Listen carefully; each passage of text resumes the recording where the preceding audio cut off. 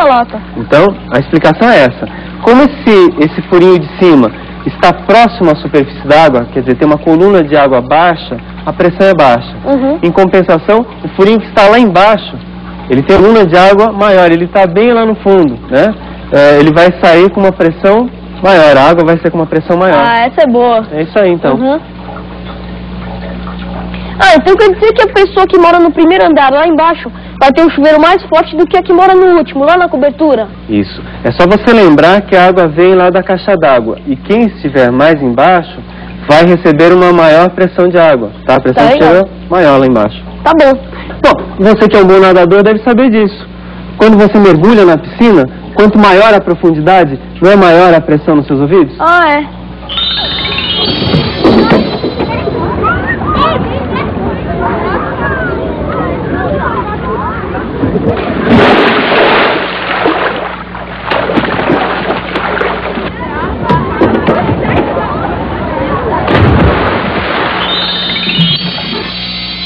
É verdade, a gente sente a pressão no ouvido. Agora o importante é você guardar isso. Quanto maior a profundidade, maior a pressão, não é isso? Tá legal. Bom, nós vamos aproveitar para fazer uma experiência e para eu mostrar para você como é feita a distribuição de água, só que você vai afastar essa fruteira para mim. Coloca na mesinha. Ah, tá? Já vou catar uma maçã aqui para mim. Muito bem. Tá aqui. Você já ouviu falar em sistema de vasos comunicantes? Bom, aqui eu estou exemplificando com tubos de vidro. São tubos com diâmetros diferentes, formatos diferentes, né? Um está mais inclinado, outro está até bem torto, né? Esse primeiro tubo mais próximo aqui de mim vai fazer o papel da caixa d'água, tá bom? Que tem uma altura maior. Esse tubo horizontal de baixo, ele vai fazer o papel da rede de distribuição, aquele tubo que leva água para as nossas casas. E cada tubinho desse vai fazer o papel de uma casa, de um prédio. Bom, esse recipiente aqui contém um líquido colorido, na realidade é água, tá? Eu usei um corante para você poder verificar melhor em termos do nível. Tá bom. Muito bom. À medida que eu for distribuindo água, olha o que vai acontecer. Bom, eu vou primeiro preencher o sistema de distribuição. Então a caixa d'água está fornecendo água. Você se lembra que a caixa d'água sempre tem que ficar no local mais alto, né? Tá legal. E está distribuindo água até chegar nas suas casas. Agora está quase enchendo. Está quase enchendo? Então, pronto, já chegou nas casas. Tá aí. Agora, repare um detalhe interessante. O que acontece com o nível do líquido em todos os tubos, hein? Ele é sempre o mesmo. Então é por isso, é devido à pressão. Agora você entende por que a caixa d'água sempre tem que ficar num lugar mais alto, mais elevado em relação à cidade? Tá legal. Para que essa água, pela pressão, consiga atingir as suas casas, né? Ou as casas todas. Agora, imagina esse daqui um prédio, esse tubo aqui. Tá. Esse que está meio inclinado. A água não chega no último andar. Como é que eles fazem para que essa água chegue no último andar? Eles usam uma bomba. É isso mesmo. Então eles pegam uma bomba de água, puxa essa água da rede de distribuição, coloca numa caixa d'água que fica lá em cima, e essa água é distribuída como eu mostrei para você, de acordo com a pressão dela, né? Tá, mas agora eu vou fazer uma perguntinha só para complicar. Então, mande. Como que funciona o sistema de esgoto? O princípio é o mesmo.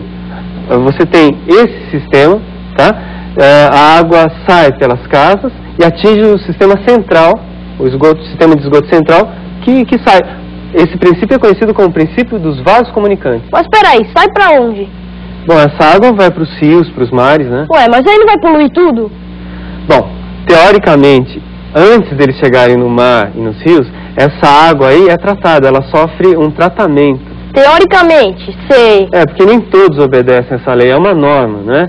Agora, a esse tratamento a gente chama de saneamento básico. E esse saneamento básico que evita a poluição dos rios e dos mares, né? Tá legal. Bom, eu tenho uma matéria que fala a respeito disso. Vem dar uma olhada.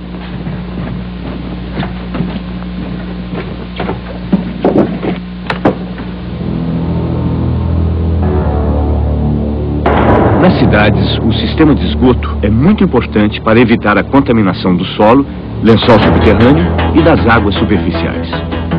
O que nós chamamos de sistema de esgoto é basicamente constituído por encanamentos que levam água suja e dejetos orgânicos até as grandes tubulações distribuídas no subsolo das ruas, para serem lançados nos rios ou nos mares, bem distante das cidades.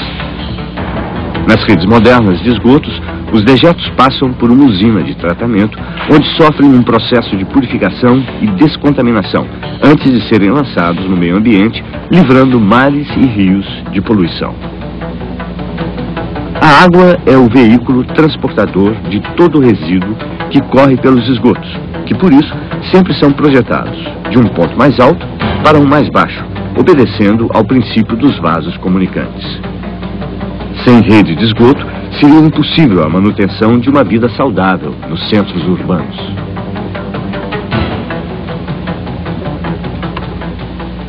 Bom, então agora você viu a importância dos vasos comunicantes, né?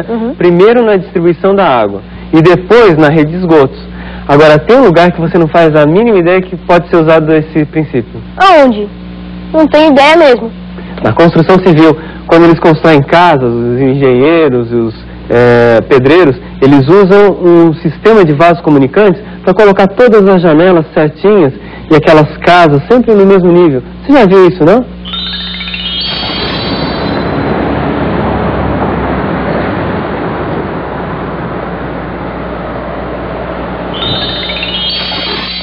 Claro que eu já vi. Aquelas casas sempre retinhas, certinhas. Mas peraí, eu só não entendo onde que entram os vasos comunicantes. Mas isso é fácil mostrar para você. Pera aí. A única coisa que você precisa é uma mangueira. Sabe mangueira para regar jardim? Tá legal. Bom, tá aqui. Através dessa mangueira, ela vai funcionar como um vaso comunicante. Um pedreiro, ele pode descobrir qual é a altura, qual o nível para uma janela, uma maçaneta, por exemplo, né? Ele enche esse tubo, toma uma referência, deixa eu já enchendo, já explicando para você. Ele adota uma referência, um valor, 1 metro, por exemplo, do chão. E a partir daí, todas as outras medidas vão ser feitas em função dessa referência que ele adota. Espera aí, deixa eu encher até atingir um bom nível. Um pouco de ar. Inclusive eles usam mangueiras com comprimentos variados, né? Dependendo da distância entre as janelas, entre as portas. Bom, vamos ver. Eu vou usar como referência a base desta minha bancada, tá? Então, coloque aí no nível. Olha mais para cima. Tá aí. Olha, tá vendo como a minha bancada está bem na horizontal? Por quê? Porque os níveis estão coincidindo, tá? E sempre que você for construir na sua casa, então, uma janela, por exemplo, ou várias janelas, né? Tá. Você usa esse sistema de vasos comunicantes para acertar o nível. Então você percebe que essa ideia de vasos comunicantes é utilizada no nosso dia a dia sempre, né? Tá, e essa história toda começou então com aquele cientista italiano chamado Torricelli. Torricelli, isso. Ele descobriu, primeiro, ele inventou o barômetro, achou uma relação entre pressão do ar e pressão dos líquidos. Mas agora eu lembrei, um cientista que realmente estudou mais o princípio dos líquidos e o equilíbrio dos líquidos foi um cientista francês chamado Pascal. Pascal, acho que eu já ouvi esse nome. Já, né? Então deixa eu mostrar para você qual é o princípio de Pascal. Pega aquele envelope para mim, eu vou mostrar na lousa.